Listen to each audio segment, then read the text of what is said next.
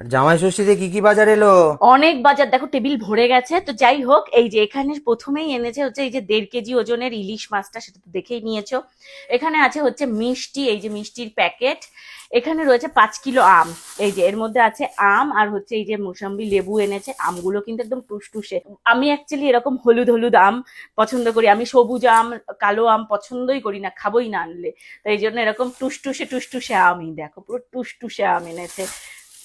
এরপর আছে হচ্ছে এই যে এখানে আনারস, ঝুটি সমেত একটা আনারস। এই যে আনারস এখন পাওয়া যায়, পাওয়া যাবে না আমি কেন? জানতাম না আনারস এখন যে পাওয়া যায়। আর এখানে আছে হচ্ছে এই যে দই, মিষ্টি দই 1 হাঁড়ি, 1 কেজি না এটা, এক হুম। কেজি মিষ্টি দই। আর এইখানে হচ্ছে এই যে লিচু সোনা, সোনা সোনা। সত্যি সোনা।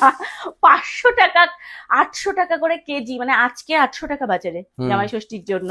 তো যাই হোক, চলো এইগুলো নিয়ে এখন হচ্ছে বাপের বাড়ি যাবো। আর স্বর্ণকে কেমন লাগছে এই একটু তো দেখাই, দেখি দেখো। আমাকে কেমন লাগছে, এই যে হ্যাঁ, দেখো ভাল দারুণ লাগছে, লাগছে। ভীষণ সুন্দর লাগছে। প্লিজ কেউ নজর দেবে না আমার বরকে।